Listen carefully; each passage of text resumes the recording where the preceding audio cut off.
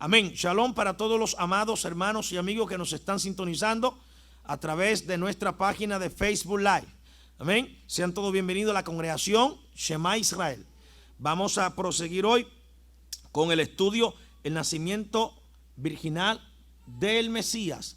¿Verdad o mito? Amén. Vamos ya a entrar en materia. Filita, si me ayuda ahí. La semana pasada nos quedamos en el punto donde decíamos que de Romanos 3:9, ¿se acuerdan? Romanos 3:9, donde explicábamos que surgió una doctrina, un problema en cuanto a la enseñanza de el nacimiento virginal del Mesías. Y aquí estamos investigando, porque en esta congregación somos investigadores bíblicos. Amén. Somos investigadores bíblicos. Y yo le voy a decir algo de entrada, hermano. Tenemos que aprender en el momento de estudiar, de tener la fe de un lado y la investigación bíblica de otra.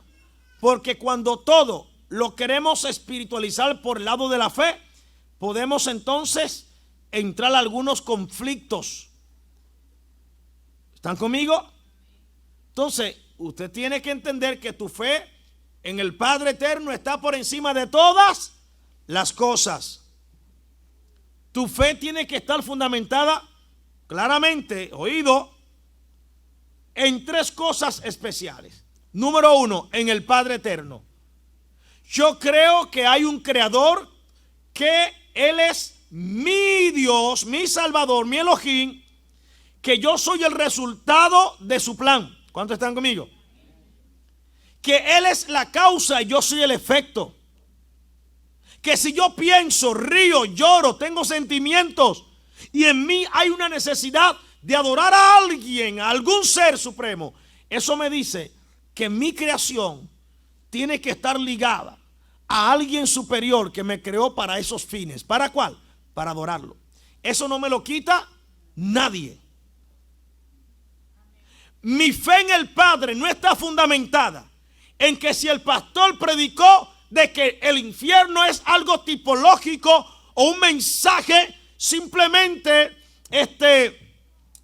por decirlo así, un mensaje alegórico, que si el pastor viene y me enseña y por las escrituras estudiamos que el infierno tal vez como nos lo presentaron no es real, que por eso mi fe no se vaya al piso. Porque le pregunto a usted, ¿usted le sirve al Padre por el temor al infierno o le sirve porque le ama?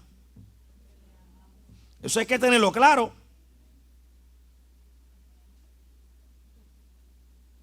¿Están conmigo? Pero hay personas que cuando tú le hablas estos puntos, que es sobre los cuales le lavaron el cerebro y le pintaron un paraíso, ¿me explico? Entonces, cuando escuchan un tema que le trastoque esa área, ¿qué sucede con ellos? Su fe se debilita. Su fe se debilita. Entonces, ¿en quién estaba tu fe o en qué? Lo primero, que tu fe tiene que estar en el Padre. ¿Está conmigo? En el Padre. Lo segundo, mi fe tiene que estar basada en lo que mi Salvador, Yeshua HaMashiach, el Hijo del Eterno, llevó a cabo en el madero. No es por obra, ¿ok? No es por esfuerzos humanos. Yo no tengo que añadirle a lo que me dieron por gracia. ¿Están conmigo? ¿Está claro eso ahí? Y número 3, mi fe está basada en que el Padre me dio su palabra y que yo tengo que escudriñarla, profundizarme en ella para poder llegar a un conocimiento puro y limpio de lo que el Padre dijo. ¿Sabe cuál ha sido el problema de nosotros? Que levantamos la Biblia y dice, esto es palabra de Dios, y si está ahí, y la desbarata en la Biblia, si está ahí, así mismo yo lo creo. Pues mira, Si así mismo tú lo crees, entonces, hombre, cuando vayas caminando por la calle y veas una mujer que no es la tuya, pero se veía bien la muchacha, y la doña chuleta, la carne, la yeser jará, la naturaleza pecaminosa, que eso está ahí, aunque ayune y ore, eso no se te va a ir. Hay hombres.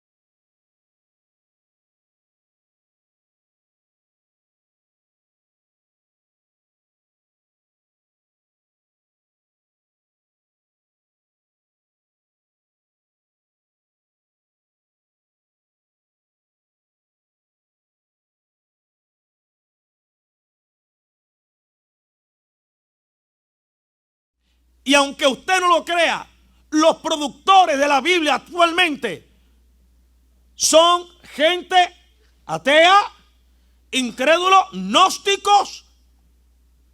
Escuche, gnósticos que creen que existen miles de dioses y que el mundo está así porque los dioses están peleando por nosotros. Y son gente que no le importa que la gente llegue al conocimiento puro. Lo importante de ello es que sus editoriales produzcan Biblia. Oiga, el mismo que le produce la Biblia, oído, al testigo de Jehová, es el mismo que le produce la Biblia al católico. Y es el mismo que le produce la Biblia a los cristianos. A ellos no les interesa que el texto regrese a su pureza, no. Lo que me interesa es hacer dinero. ¿Están conmigo? Lo mismo que le produce la Biblia a los mormones es el mismo que produce la Biblia cristiana. Lo mismo. Las casas editoras, a ellos no les importa que la gente conozca la verdad y que la verdad los haga libre. Lo que le interesa es que los bolsillos se le llenen. Entonces, madure en esa área. Deje el bendito porque a mí me enseñaron, porque así yo crecí. ¿Está conmigo acá? Yo crecí creyendo que en América los dólares se encontraban en la calle y cuando llegué aquí vi que no, que hay que sudar.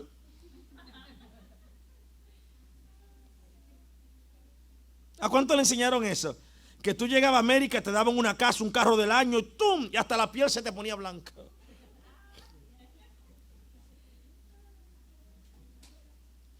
Y cuando llegué me di cuenta que no es así. Que si no pago el apartamento o la casa, en 2 meses me sacan fuera. ¿Hello?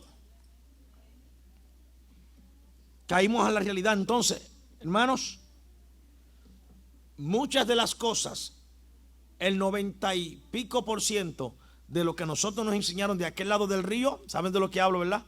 Del cristianismo, muchas de esas cosas nada tiene que ver con la fe bíblica, nada tiene que ver con lo que el Padre estableció. Han sido interpolaciones de hombres, doctrinas de hombres. Santo. Bueno, prosigamos entonces. Entonces, nos quedamos la semana pasada en que la idea, si me ayuda ahí Filita, la idea de que el creador del universo, Yud Hei Bat Hei, o Yahweh, o Elohim, como usted quiera llamarle, esa idea grotesca de que él embarazó a una mujer, a una joven, la embarazó a través de su ruach, de su espíritu. Y le voy a dar un anticipo desde ahora, un anticipo. En el concepto y en la teología hebrea, la ruach no es un varón, es una hembra. cuando se dice el Ruach Kadosh, se está diciendo en forma femenina en el hebreo. La Ruach, no se dice el Ruach, la Ruach en hebreo es una mujer. Oh, ya ves, ya eso le está chocando a dos o tres.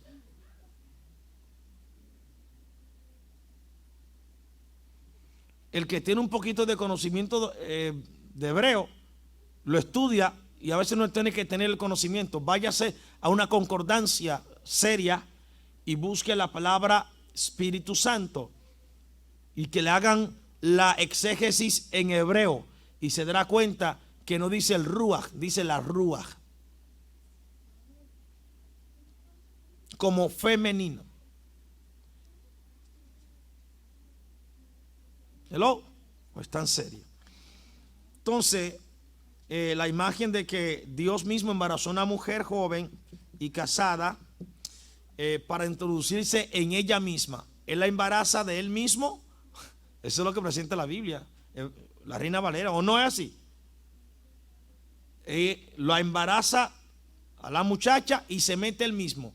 Él es el resultado de su propio esperma. Es una locura. Usa el cerebro. La religión nos impidió a nosotros usar el cerebro.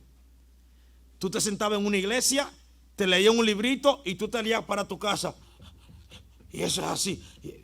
Y no preguntaste, no indagaste. Y si tú tratabas de hacer preguntas, entonces tú no tenías fe.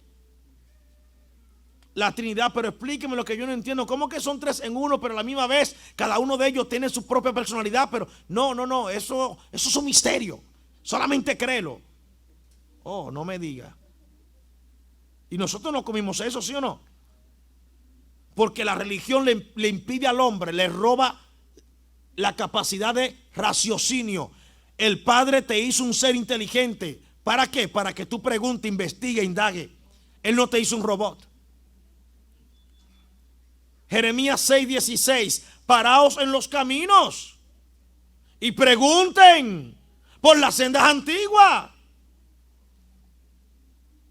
No te está diciendo, cree lo que está en el montón ahí. No, pregunta, indaga por las sendas antiguas. ¿Cuál sea el buen camino por el cual debo de andar? ¿Ves? Las escrituras mismas te respaldan en investigar. Yo no me enojo que nadie me pregunte. Yo me enojaría si usted me dice, sí, ya entendí todo, y después se vaya por ahí a estar hablando y consultando a quien no te dio el estudio. El estudio te lo di yo, pregúntame a mí. Sí, entendí. Ay, pastor, qué maestro. Bla, bla, bla. Después sale por ahí. Entendí. ¿Qué es eso? No seas hipócrita. Estás en tu derecho de preguntar. No tienes que comerte todo lo que yo estoy diciendo. Investiga. No que te vaya a YouTube a bajar un videito. Lee el libro, lee las escrituras. Pon 20 versiones. 20, sí, yo tengo más de 20 en la casa. Y todavía me faltan como 50 versiones más por comprarme. Yo mayormente lo que tengo en la casa son versiones bíblicas. Para investigar. ¿Me explico? Tú no puedes comerte todo lo que yo te doy aquí, ni todo lo que tú escuches por ahí. ¿Me siguen, por favor? Yo trataré de todos los estudios, amén, darlo basado en lo que dice las escrituras. Como ese hermano me llamaba hoy y lo agarraron entre todos al pobre muchacho solo y lo mataron. Que tú no ves que en Mateo 28:19 dice, id y haced discípulos a toda criatura, bautizándolo en el nombre del Padre, Hijo y Espíritu Santo. Le dije, dile a él que me busque en el libro de los Hechos, que es donde registra la historia de los primeros predicadores. Que me diga, que me busque a Pedro, a los apóstoles bautizando en esta clave. No aparece. ¿Por qué no aparece? No, porque a los judíos no se les estaba revelando eso. Los judíos lo bautizaban en el nombre de Jesús para que ellos creyeran en el Mesías. Mentira. Felipe, un judío, no fue que no se usa la palabra bautizar, sumerger o sumergir. ¿Ok? Sumergió a un africano que no era judío. ¿Y en qué nombre lo bautizó? O lo sumergió, que sería la palabra correcta, en el nombre de Yeshua. Claro, la Reina Valera dice Jesús. ¿No han leído eso? Eso está en la Biblia, ¿verdad que sí? ¿Verdad que está en la Biblia en Hechos, verdad? Felipe va, le predica, el muchacho está leyendo, no entiende lo que lee. Él le explica el mensaje y dice, ¿qué impide que yo sea sumergido? Y dice que descendieron y lo bautizó. Búsquelo ahí para que ustedes vean. No dice en el nombre del Padre, Hijo y Espíritu Santo. Dice en el nombre de Yeshua lo bautizó o lo sumergió. Perdónenme, que a veces se le queda a uno todavía el lenguaje de allá. ¿Están conmigo? Mire, vamos a esto, mire. Están serios algunos de ustedes. Ay, pastor, no siga, por favor. Mire, dame ver. El 8, ¿verdad? 26. ¿Qué dice? ¿Qué dice? Búsquelo.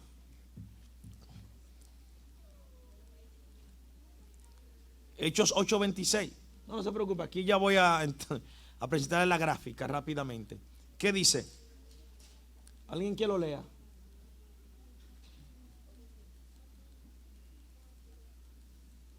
Léalo, léalo. Un mensajero de Yahweh le habló a Felipe y le dijo, levántate y vete hacia el sur, al camino que baja a Jerusalén, hacia Gaza, que es un camino desierto. Él se levantó y se fue, en eso vio a un cushita, un eunuco. Eso era un africano, un cushita de Cush, eran africanos. Ministro de Candá, reina de los cushitas. Estaba a cargo de todo su tesoro. Este hombre había ido a Jerusalén Ajá. para adorar y ahora iba de regreso y sentado en su carro leía al profeta Yeshaya. Sí, pero adelante para cuando llegan a las aguas. Cuando le dice que impide que yo sea sumergido. El 39. ¿Qué dice? Léanlo, léanlo. Eso está en la Biblia. Cuando subieron del agua. No. Más adelante, más hacia atrás. El 37. ¿Qué dice? 36. Ahí le pregunta, le habla de ser sumergido. Felipe le dice, si tú crees de todo, sígalo de ella, hermana, 37. Porque el 36 más adelante en el camino llegaron a cierta charca y el eunuco dijo, mira, ahí hay agua, ¿qué impide que yo me sumerja? ¿Ve? ¿Qué impide que yo me sumerja? Hay agua, esa es la palabra correcta, sumergir. Y Felipe dijo, si crees con todo tu Si crees, bien puedes. Y él respondió y dijo, creo. Yeshua el Mashiach Creo en Yeshua el Mashiach. es hijo de Yahweh. Es hijo de Yahweh. No digo creo que Yeshua es Yahweh. Creo que Yeshua es hijo de Yahweh. Ven Elohim. ¿Y qué sigue diciendo? Entonces Mandó a parar el carro. Bajaron los dos al agua. Felipe y el eunuco de Candace de allá, el funcionario, el africano. ¿Y qué pasó? ¿Lo sumergió en qué? En agua. Pero ven, está viendo. Oigan esto. Si cree que Yeshua Mashiach, y obviamente lo sumergió en el nombre de Yeshua. Ya eso está implícito en el texto. ¿Me explico? Ahí no aparece una reforma o la forma que según Mateo 28:19 en el nombre del Padre, Hijo y Espíritu Santo. ¿Dónde está? Eso, oiga, ese texto no aparece en los manuscritos más antiguos. ¿Quién lo puso ahí? Eso lo puso Roma. ¿Para qué? Para sustentar la doctrina de la Trinidad. Y le dije en estudio pasado que cuando se llegó al concilio ecuménico de Nicea en el 425 fue donde se estableció oficialmente que Dios es Padre, es Hijo y es el Dios Espíritu Santo. Y ahí fue el que vino el credo. Creo en un solo Dios, Padre y Señor de nuestro, ¿qué? ¿Cómo que dice? Creo en un solo Dios, entre comillas, creo en un solo Dios, Padre y Señor de nuestro Señor Jesucristo, y creo en el Espíritu Santo. Creo que Jesús es de la misma sustancia que con el Padre, Dios de dioses, Señor de señores, engendrado, no creado, de la misma naturaleza del Padre. Creo en el Espíritu Santo, etcétera. Oiga, él no hizo esa declaración por convicción. Constantino era un pagano. Él estableció esta declaración como el medio para atar al pueblo y tenerlo bajo su yugo. Le dio el credo de Nicea para que ya no haya más pleito y su reinado no estuviera en peligro de división. Pero no fue por convicción, él lo hizo. Él no era un creyente nada. Constantino era un astuto. ¿Están conmigo? Entonces, prosigamos, por favor. Entonces, de ahí posteriormente vino, entonces, se desprendió la Trinidad de este tema, de que Jesucristo nació directamente de la intervención o la relación de Dios con María. O sea, el Creador embarazó a una muchacha desposada con un varón. ¿Usted lo quiere creer? Sí, yo estoy simplemente exponiendo las escrituras. ¿Me sigue? Pero vamos a ver después más de 25 dioses en la mitología greco-romana que nacieron de la relación de un dios con una mujer terrenal, de un dios inmortal con una mortal. Por ejemplo, Zeus tuvo como 20 mujeres que la embarazó. De ahí viene Cronos, hasta el tiempo era un dios. De hecho, la misma Tamuz es un semidios, hijo del dios Sol con Amirami. O sea, el dios Sol embarazó con sus rayos a Amirami y Amirami quedó embarazada de Tamuz. Y Tamuz nació 25 de diciembre. Hello. Y a Tamuz lo lloraban aún mujeres en Israel. Hasta los judíos les llegó ese error. Hacían duelo por él todos los años porque él iba a resucitar un domingo en el día de su papá, el sol.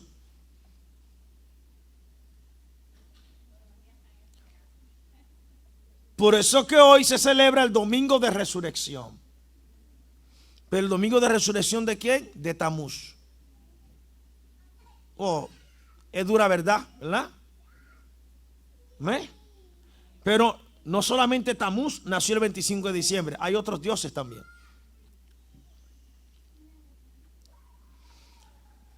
Bueno, tan serio. Entonces, vamos a proseguir.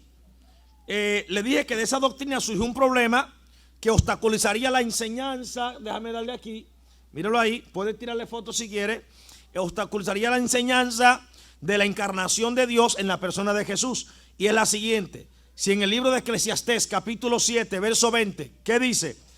Que ciertamente no hay hombre justo en la tierra que haga el bien y nunca peque. Entonces María tiene un problema, porque ¿cómo puede el Espíritu Santo embarazar a una mujer que además de estar casada con un hombre, también ella tiene la mancha del pecado?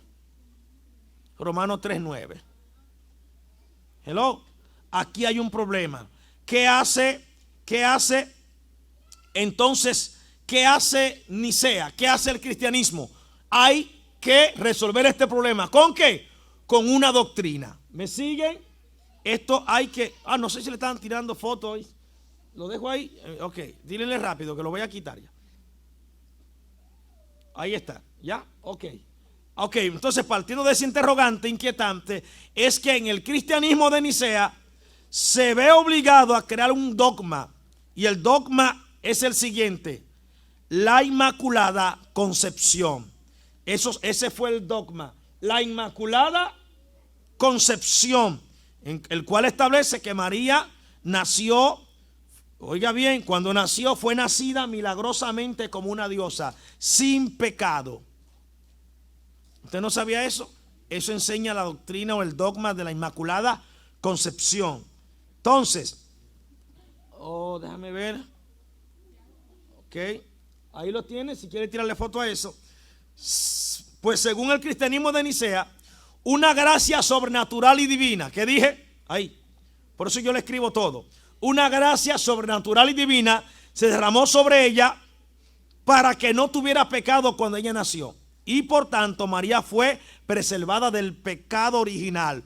Que dicho sea de paso, la Biblia hebrea no menciona, no enseña pecado original. La doctrina del pecado original la trajo un teólogo cristiano, un padre de la iglesia llamado Agustín de Hipona. Anote el nombre y búsquelo. Todo eso anótelo y búsquelo, investigue. ¿Quién fue Agustín de Hipona? Él fue el que habló del pecado original. Y toda esta doctrina y enseñanza, ellos la enseñaban para reforzar su punto y su interpretación humana de el Mesías. ¿Están conmigo? Fue Agustín de Hipona quien trajo la doctrina de el pecado original, que nosotros traemos el pecado de Adán. Tú dices, bueno, pastor, pero eso no tiene nada de malo, eso es así. Hermano, la Escritura dice, porque el pecado entró al mundo por un hombre. Y dice, y la muerte pasó a los hombres por ese pecado. Lo que nosotros heredamos, si se puede decir así, de Adán, es la muerte.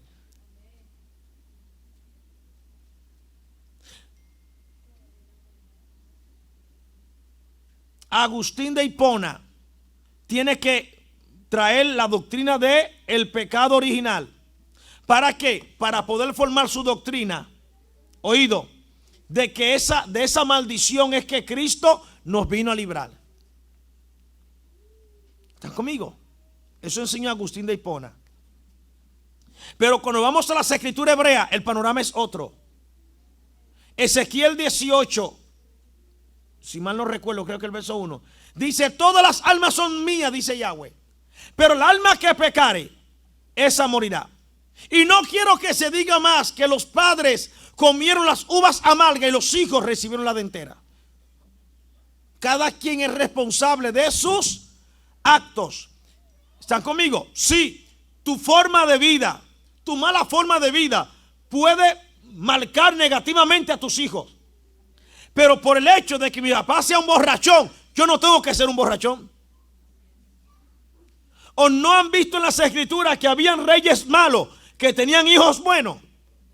El rey Josías o Josías, su papá era un demonio, pero el muchacho a los 8 años comenzó a limpiar Jerusalén de la idolatría. Pues se supone que fuera malo también él. No. ¿Me siguen?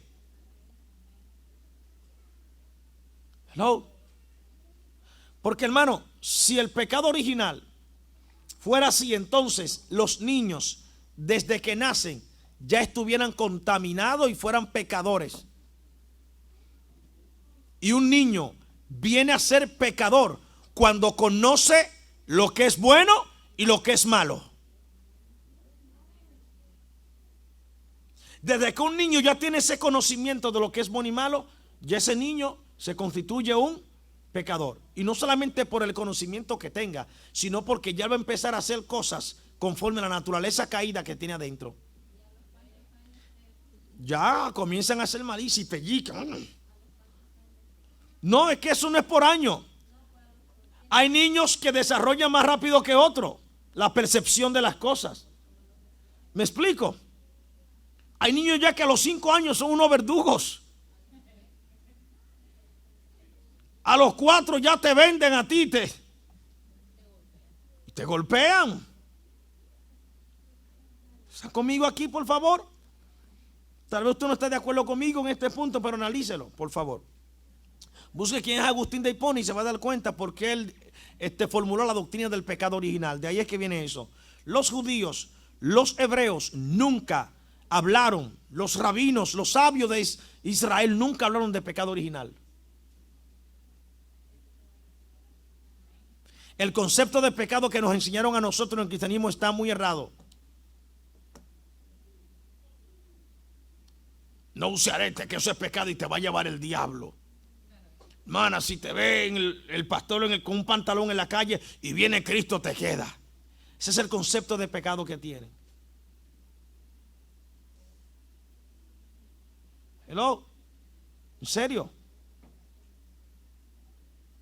Si viene Cristo y tú estás viendo televisión, te lleva el diablo. Gille decía, y no estoy hablando mal del siervo, un hombre hermoso del Padre, pero decía que el televisor era la caja del diablo. Y después le puso un canal de televisión. No solamente compró una caja del diablo.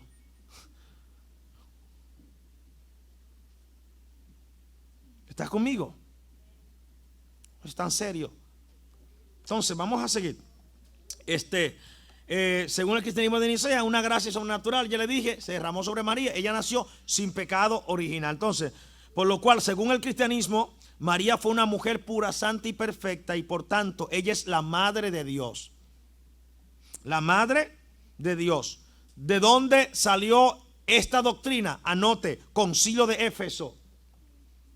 Y le puse mire, investigue, ahí yo le pongo eso para que usted lo busque. En el Concilio de Éfeso, que fue el tercer concilio ecuménico, en el 431 se estableció que María era la madre de Dios. Pero si se fija, en el 425, en ese concilio, se estableció que Jesucristo era Dios. ¿Me sigue el asunto? En el 425, Constantino establece: Jesús es hijo de Dios, de la misma sustancia con el Padre, Dios de Dios y hombre de hombre.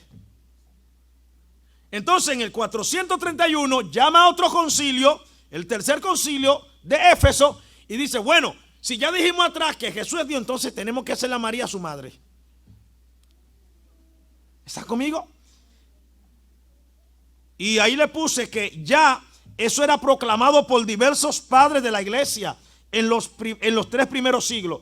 Aunque no se había establecido ya como doctrina del cristianismo, en el 431, en el tercer concilio ecuménico de Éfeso, ya ellos creían, obviamente, por el segundo concilio. ¿Se acuerdan que le hablé de que Jesús era Dios mismo?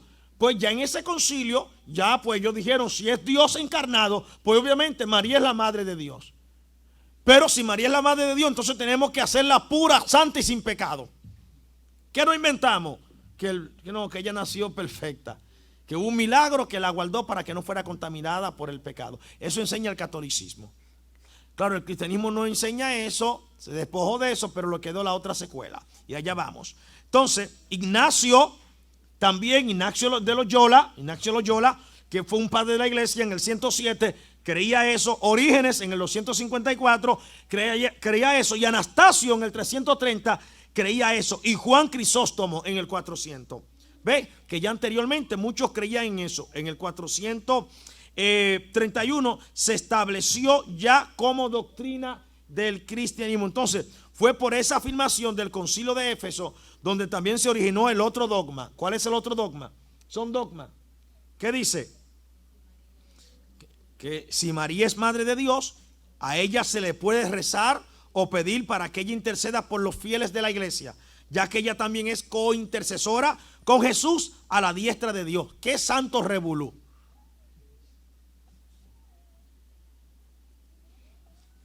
Es la madre de Dios, es esposa de Dios, está a la diestra de Dios y también del Hijo que es Dios. ¿Qué?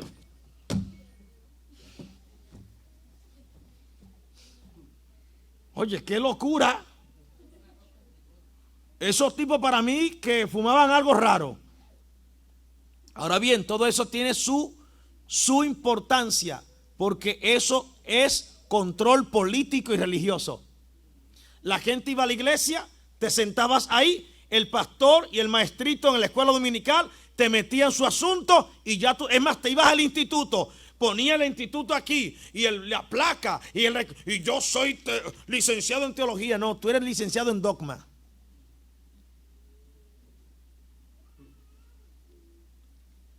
Te metieron entonces en la cabeza, te impidieron pensar, analizar, y tú no podías preguntar.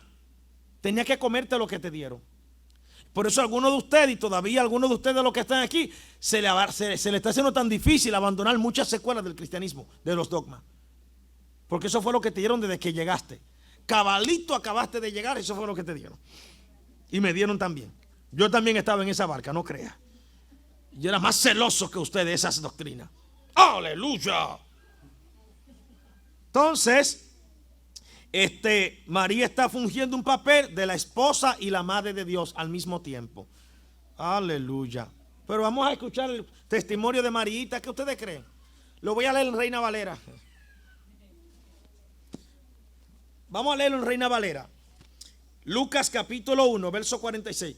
No voy a hablar yo. Escuchemos a Miriam. Escuchemos a María, como le dicen. Capítulo 1. Capítulo 1. Versículo 46. Dice Lucas 1, 46. Entonces María dijo: engrandece mi alma al Señor, y mi espíritu se regocija en Dios mi Salvador. Número 1, María o Miriam engrandece a su Adonai, a su Adón. Y número 2, ella dice que ese Elohim es su Salvador.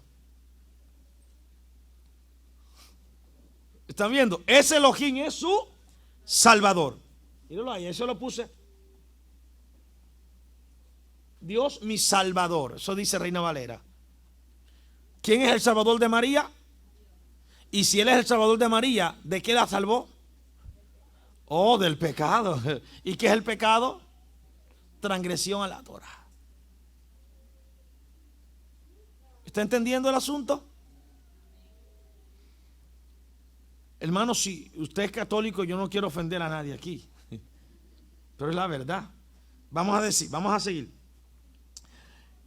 El 48. Porque ha mirado la bajeza de su sierva. O sea, ella no se puso en el lugar del Padre, ni en la posición, la bajeza de su sierva. Pues he aquí, desde ahora me dirán bienaventurada todas las naciones, porque ha hecho grandes cosas el poderoso, santo es su nombre, Baruch Shem. Baruch Shem, dijo ella, santo es su nombre. Y su misericordia de generación en generación a los que le temen. Ella era una temerosa del Padre. ¿Okay? Entonces, existen muchas personas que están en el cristianismo, los cuales dicen no estar ya en el catolicismo, pero siguen defendiendo a capa y espada. A capa y espada la doctrina y el dogma del nacimiento virginal de Jesús. Aún gente de raíces hebreas. Te lo dijo, hermano. Entonces, fue ese dogma de la Iglesia Católica en sus inicios lo que provocó que un monje católico llamado Martín Lutero confrontara al Papa, que estaba en turno en sus tiempos, con unos escritos, los cuales se les llamó las 95 tesis de Martín Lutero. Esas 95 tesis fueron contra la Iglesia Católica y el papado. ¿Ok? Entonces, y precisamente una de esas tesis de Martín Lutero fue en contra del dogma que declaró a María como inmaculada. Martín Lutero no creía que en la concepción inmaculada de María o de Miriam. Ahí vamos bien, ahí el hombre está bien. Ahora bien, ¿qué sucedió? ¿Qué sucedió? Martín Lutero se separa de la Iglesia Católica y levanta otro movimiento también del cristianismo católico, al cual se le denominó o se le llamó el protestantismo. Porque él protestó con sus 95 tesis. El protestantismo. ¿Cuántos son protestantes aquí? Levanten la mano. El protestantismo fue el movimiento que Martín Lutero levantó cuando escribió sus 95 tesis, ¿ok? En la puerta de la catedral allá de Wittenberg.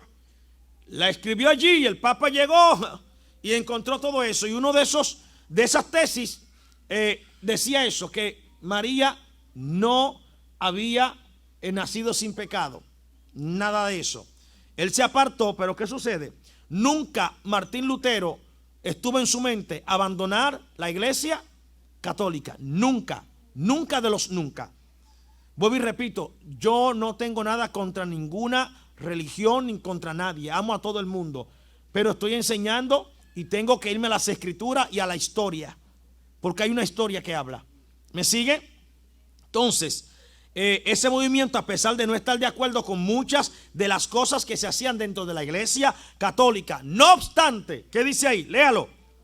Léalo, quiero que lo lean como... Ay, padre, ¿cuál es ese? Déjame ver. Ahí es, ¿lo vieron ahí? Ok, no obstante, que se me perdió. ¿Qué dice? Nunca dejó este nuevo movimiento protestante de seguir las mayorías de las costumbres y dogmas del catolicismo, siguiéndole los pasos a su madre, aunque ya no fuera abiertamente. O sea, nunca el protestantismo se divorció de los dogmas, ¿ok? Ni de la costumbre del movimiento catolicismo, del cristianismo de Nicea.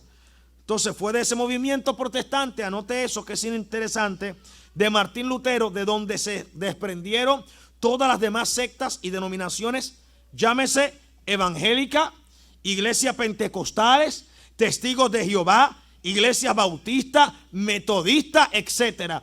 Todas se desprendieron del protestantismo de Martín Lutero, que era católico. Por eso es que las doctrinas de las iglesias evangélicas, de las iglesias pentecostales, testigos de Jehová, iglesia bautista, metodista, tienen el 90% de los dogmas y de las doctrinas del protestantismo, que es catolicismo reformado. El protestantismo es catolicismo reformado. Luego muchos de los que se fueron con Martín Lutero tampoco estuvieron de acuerdo con algunos puntos de él, se fueron y levantaron sus otros grupos. Y así fueron creciendo las denominaciones. ¿Entendieron eso hasta ahí? Este es el punto teórico de este estudio. La semana que viene el bíblico profundo y práctico. ¿Están conmigo? Entonces, en fin, la verdad es que la llamada reforma protestante no cambió la iglesia, sino que la dividió en dos partes. Martín Lutero no tenía en su mente cambiar la iglesia católica. Él no quería eso. No la cambió, sino que la dividió en dos partes. Entonces, creando más iglesias, pero con la misma doctrina del cristianismo católico. Por ejemplo, ahí viene lo duro. En todas las denominaciones cristianas, llámese como se llame, ya sea protestante, evangélica, pentecostal, pare de sufrir, todo lo que usted quiera llamar, ellas no creen en la asunción de María, no creen en eso, ni en la doctrina de María, de la María Inmaculada. Pero hay del cristiano que habla en contra del nacimiento virginal de Jesús. Esa persona automáticamente es excomulgada de la comunidad y es marcada con el sello de hereje. Muchos de los que hoy el cristianismo presenta como herejes, ellos no eran los herejes.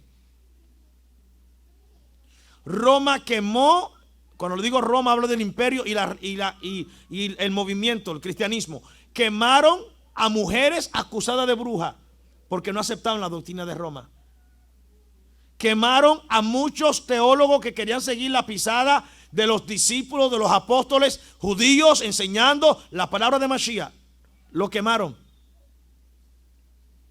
De ahí vinieron las cruzadas, matando a gente y quemándolo en el nombre de Dios y de la religión. Metiéndole a las mujeres gatos por su parte inferior, embarazada, y abriéndola porque no aceptaban la religión. ¿No? ¿Usted está entendiendo por qué yo no soy más cristiano? Si usted lo quiere hacer, lo respeto. Yo no soy cristiano. ¿Qué eres tú entonces? La Biblia no enseña Y no me dice que yo necesito pertenecer a una denominación para ser salvo. La salvación no es denominación. La salvación es relación con uno, el Mashiach de Israel. El hombre necesita identificación con denominación. Si eres pentecostal y te llega un bautista, ese está más pagado con cabo de vela, porque no tiene fuego.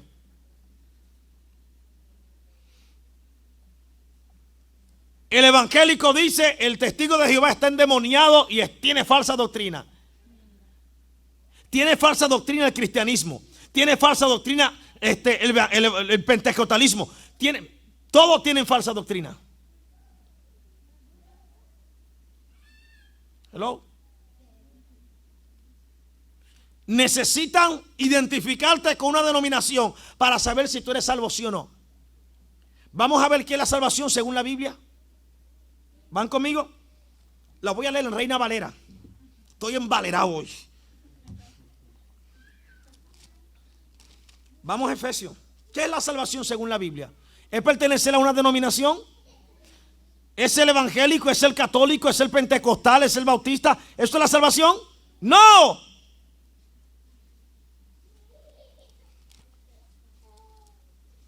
Vamos a Efesios, por favor. Vamos a ver ahora mismo.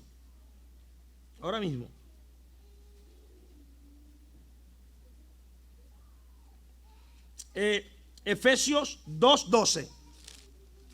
Vamos a ver qué dice las escrituras, que nosotros los creyentes de origen gentil estábamos fuera. Vamos a ver de dónde estábamos fuera. Si era del cristianismo, del pentecostalismo, del evangélico. Vamos a ver de dónde estábamos fuera. ¿Qué era lo que nos declaraba sin salvación? Vamos a ver si era porque estábamos fuera de una denominación. Eso está en las escrituras. Efesios capítulo 2, ¿lo tiene? Vamos desde el verso 1. Y Él os dio vida a vosotros.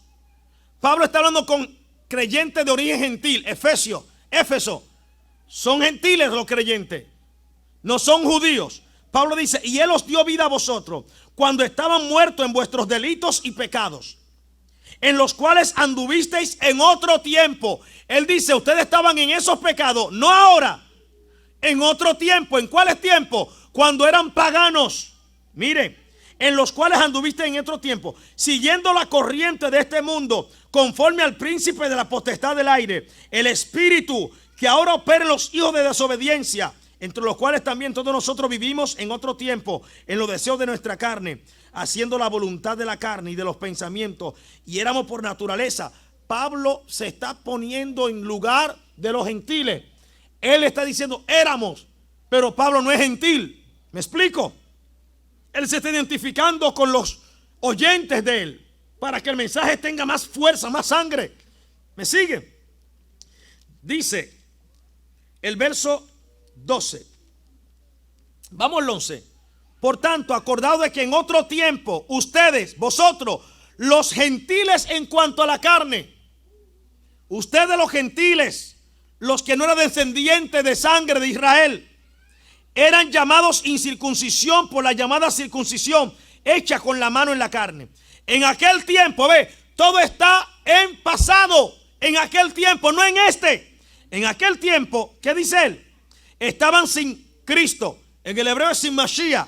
¿Qué más? Lea conmigo, por favor. ¿Alejado de qué? ¿Del cristianismo? ¿Alejado del pentecostalismo? ¿Alejado del bautismo bautista?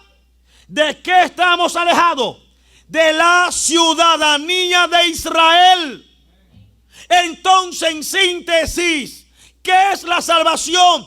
Es poner mi fe en el Mashiach, para que el Mashiach, nuestro amado Yahshua, o Jesús, como usted quiera llamarle, whatever, para que Él nos metiera, nos colocara el olivo silvestre que éramos nosotros, nos injertara en el olivo natural que es Israel.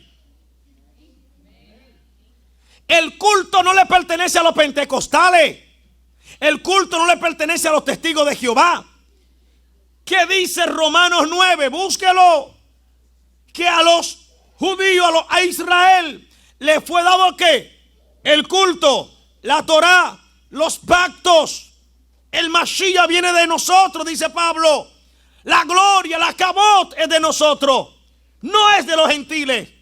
El asunto aquí es que no es que los gentiles están predicando a los judíos para que sean cristianos. No, el mensaje es que los judíos le están predicando a los paganos gentiles a que sean de parte del pueblo de Israel. Eso es la salvación. ¿Están conmigo acá? Ahí habla que estábamos lejos de la ciudadanía del pentecostalismo o de Roma o del catolicismo. ¿De dónde estábamos alejados? De la ciudadanía de Israel. ¿Y qué más? Y ajenos a los pactos de la promesa, sin esperanza y sin Dios en el mundo. Pero ahora en Cristo Jesús, dice Reina Valera, en Yahshua HaMashiach, ¿qué pasa? Han sido hechos cercanos por la sangre de Mashiach, por la sangre de Cristo. Aquí no hay un mensaje llamando a la gente a ser parte de una denominación, de un grupo religioso. Te dice, ven a ser parte de Israel a través de la fe en ¿quién? En el Mesías. Eso es la salvación, hermano. Pero usted sabe muy bien, míreme, usted sabe muy bien que usted cuando era pentecostal se creía la última Coca-Cola del desierto. Que el bautista no hablaba lenguas y esto era un carnal muerto. Que los testigos de Jehová están más secos. Porque nosotros tenemos el fuego, la chispa, la candela y el azufre. ¿Sí o no? ¿En serio? Ese orgullo. Pero mire, usted estaba tan perdido como ellos. Ay, Padre, es tan serio. Ya nos vamos, ya nos vamos, ya, para que no se me ofenda. Entonces, si usted no cree en la doctrina y dicen algo en contra de la doctrina, ¿ok? O del dogma del nacimiento virginal, tú eres el diablo, tú estás endemoniado. Si me ayuda Filita a pasar la próxima gráfica. Entonces, todas las denominaciones, ahí, la próxima, todas las denominaciones evangélicas adoptaron la mayor parte de sus doctrinas, por no decir toda todavía, Filita. ¿De dónde la adoptaron? Precisamente del cristianismo de Nicea, es decir, del catolicismo romano. Ejemplo, anótelo ahí, ejemplo. La gráfica, si me la dan, donde se quedó ahorita. La Santa Cena, ¿de dónde viene? Hoy no, pastor, eso fue Jesús que lo estableció en su última cena. El maestro estaba celebrando Pesaj, panes sin levadura. ¿Qué más? Cordero y hierbas amargas, recordando la liberación de Egipto. No estaba comiendo una hostia ni un vasito de vino. ¿Quién puso eso?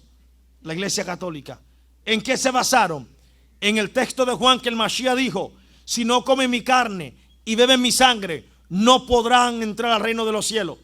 Esa interpretación, que es una sot. ¿Saben lo que es la sot, verdad? Lo que le hablé, la sot.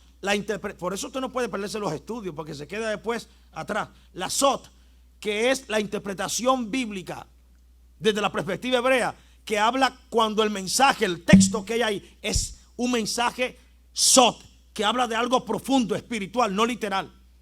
Entonces, la Iglesia Católica dice que cuando el pan se lo van a comer y el vino se lo van a tomar, dice que automáticamente ese pan se convierte en el cuerpo literal de Cristo y que la sangre, el vino, se convierte en la sangre. Eso se le llama la sustransación. Y de ahí es donde viene el pan y el vino. Todas las iglesias cristianas, algunos la hacen todos los domingos, otras en el retiro que hacen al fin de mes, dan la Santa Cena. ¿Estableció el maestro la Santa Cena? No. Búsquemelo, demuéstremelo. No, que él dijo: haced esto en memoria de mí. ¿Haced el qué?